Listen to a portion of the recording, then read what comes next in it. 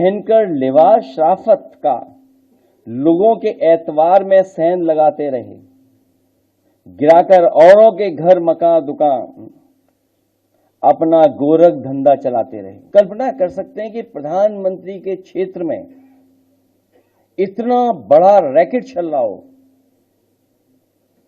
सवाल ये नहीं यूपी में चल रहा है, बड़ा सवाल यह है कि प्रधानमंत्री के संसदीय क्षेत्र से चल रहा था।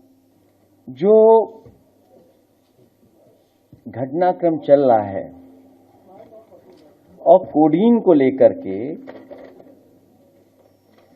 बहुत महत्वपूर्ण बातें सरकार छिपा रही है, और एक इसके हम टाइमलाइन देखें और फॉलोअप करें स्टोरी, जो स्टोरी को अगर हम फॉलोअप करेंगे, आवाज ये वाला बंद कर देना आप, अच्छा ठीक है। अगर हम स्टोरी को फॉलोअप करें, उत्तर प्रदेश में एक ट्रक के पकड़े जाने से कफ सिरप के अंतर्राष्ट्रीय रैकेट का कैसे पता चला। उत्तर प्रदेश में एक ट्रक के पकड़े जाने से कफ सिरप के अंतर्राष्ट्रीय रैकेट का कैसे पता चला। यूपी 3.5 करोड़ का कफ सिरप पकड़ा गया। बांग्लादेश से चूने के बोरे के आड़ में 4 ट्रकों से लाया जा रहा था।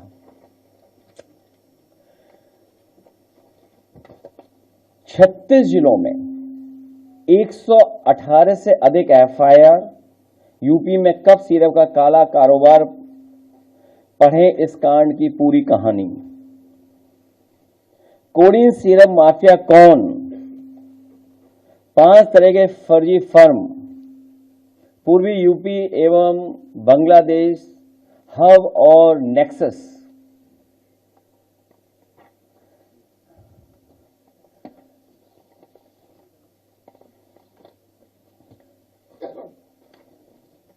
कई तस्वीरें दिखाई जा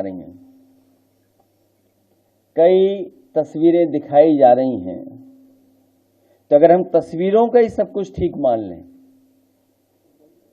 और मेरे साथ खड़ा होने वाला ही अगर माफिया है, तो मेरी तस्वीर तो मुख्यमंत्री जी के साथ भी है, मेरी तस्वीर डिप्टी सीएम साहब के साथ भी है, मेरी तस्वीर दूसरे हाफ उनके साथ भी है। तो अगर मेरी तस्वीर और मुख्यमंत्री जी की तस्वीर आप देखते हैं, तो माफिया किसको पाएंगे आप? लगता है धूल कैमरों की उस पर लग गई है। मैं मजबूरी समझ सकता हूं। 2006 में सोना लूटने के आरोप में गिरफ्तार, अब कब सिरप कांड में चढ़ा हत्थे, जानिए बर्खास्त सिपाही का आपराधिक इतिहास। सोचिए कितनी पुरानी खबर है। यही कसूर रहा इनका, दिखाने को औरों के बच्चे गोद में खिलाते रहे, पर पैसों के लालच में बच्चों की जान दांव पर लगाते रहे। यही कसूर रहा इनका, ये अपनों को हर हाल में बचाते रहे, उनके गुनाह छिपाते रहे। जब खुलने लगा राज इनका, तो औरों पर इल्जाम लगाते रहे। यही कसूर रहा इनका, पहनकर लिबास शराफत का लोगों के एतवार में सेंध लगाते रहे, गिराकर औरों के घर मकान दुकान अपना गोरख धंधा चलाते रहे।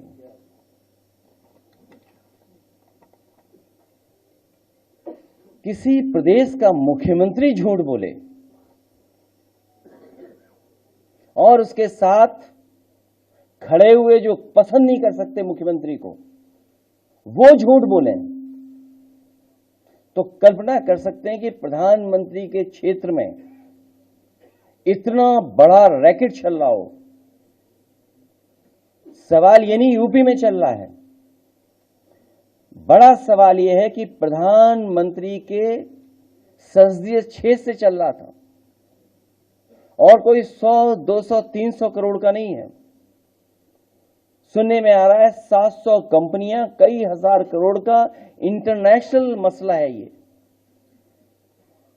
जब ये खुद फंसने लगे तो एक आध तस्वीर जो दिखा करके ये बता रहे हैं कि समाजवादी पार्टी के, तो मैं समाजवादी पार्टी की तरफ से मांग करता हूं कि जो जो माफिया हैं उन पर बुलडोजर चलना चाहिए। अगर वो समाजवादी पार्टी का है जिसकी तस्वीर उन्होंने दिखाई है, जिसका कई हजार स्क्वायर फीट में, कई हजार स्क्वायर फीट में घर है, जिसमें वैल्यूएशन करने वाले भाग गए, और फिर उससे जुड़े हुए जितने माफिया हैं और जो अधिकारी हैं, आप कंफ्यूज मत होइएगा। जो अधिकारियों का नेक्सस है, जो अधिकारियों की लड़ाई है, उसकी वजह से भी जनता को कुछ सच्चाई पता लग रही है।